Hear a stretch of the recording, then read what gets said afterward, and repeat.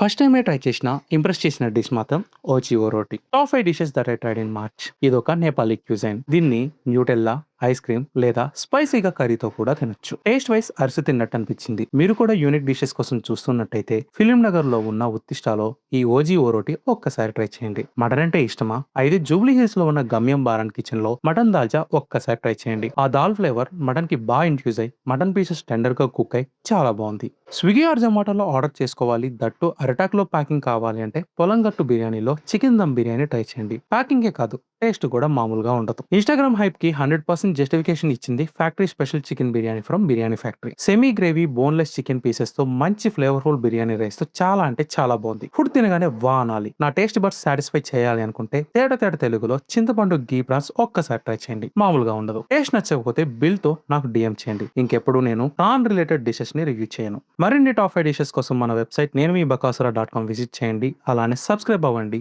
నేను మీ బకాసురా.